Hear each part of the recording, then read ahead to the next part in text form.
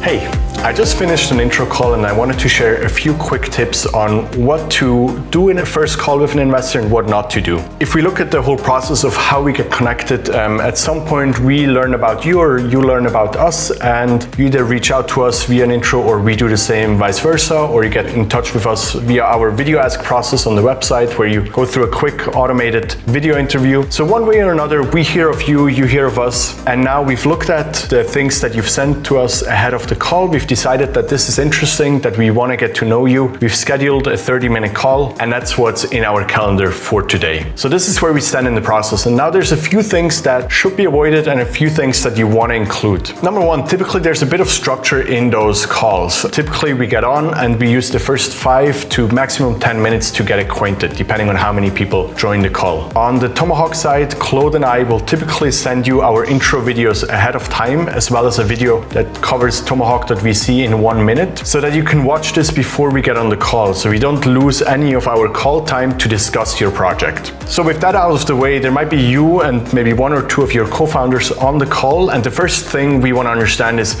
who is who, what is your background. It's a bit of an art. Definitely practice your intro, because you don't want to take 10 minutes per person, but you also don't want to be done in like 3 sentences. If you want some guidelines, what's interesting for us is what are you passionate about, and why does your passion lead you naturally in your journey of life to solve this problem that you're working on. So for example, if you're building a car sharing platform, tell us about what you've done previously that is connected to building a sharing platform, or to give you special knowledge in how to build that platform, be it technological or business knowledge. And then get to the last couple of years. Tell us what you've done the last couple of years and mention the moment how you came up with the idea. Why is this personally important to you? Why can you not live in a world where this problem doesn't get solved? That is one of the key things we do care about, is what is the mission that you're on and what put you on that mission.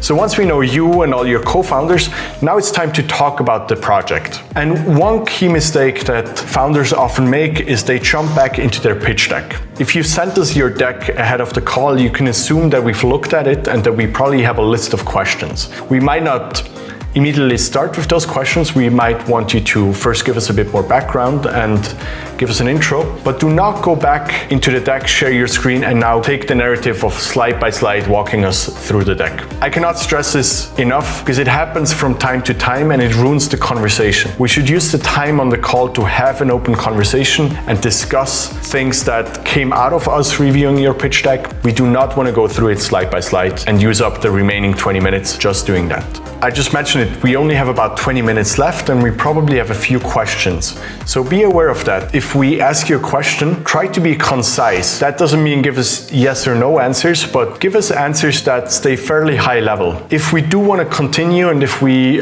start to do due diligence, we will send you more questions. We will schedule more time to talk to one another. And that's when we can dive into all the economical and technical details. In this first call, we just want to understand how much have you thought about all these problems and these questions that we're bringing up, and are you able to concisely mention your thinking? So much in fact that for us at Tomahawk, when we do assess founders, we actually make that one of our 3 dimensions that we look at: execution, empathy, but also clarity. How clearly have you thought about the project? How concise are you able to express your thoughts? Because we believe it's so important that long term you are able to express yourself concisely, because that's going to help you with hiring, sales, investors, and so on and so forth. So once we are having a conversation, we're asking you some questions and you're giving us concise answers. Typically, we will use about 10 to 15 minutes of that time to try and dig a few holes or go deeper or clarify misunderstandings that we might have had. And then we'll use the last 5 minutes to ask you, what are your questions? What do you expect from your investors? What do you want to know about us? Because we believe that investing into a company is very much like building a relationship for the long term. There's a good chance that at the stage where we invest, we are going to be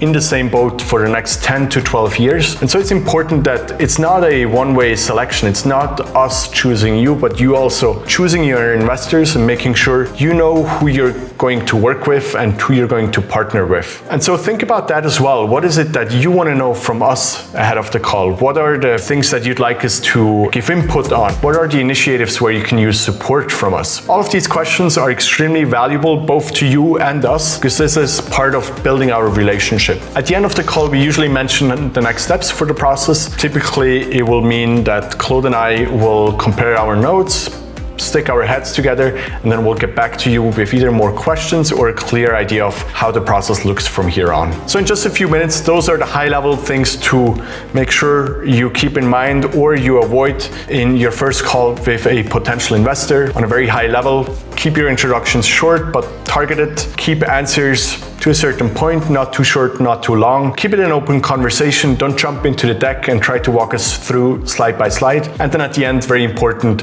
think of what you want to know from us as well, so that it's a two-way conversation. Hopefully that was helpful. If you have any experiences, I forgot to mention any rules that you use for investor meetings, or you are an investor and you agree or disagree, please let me know in the comments. And with that, have a beautiful day, stay curious, and we'll chat soon. Hey, if you like this video and you would like to do me a huge favor, then please smash that like button and subscribe. That's great for the YouTube algorithm and more people will see it. It will also make sure you will get to see all the upcoming videos on essentialism and entrepreneurship. And if there's a question or topic you would like me to cover, please let me know in the comments.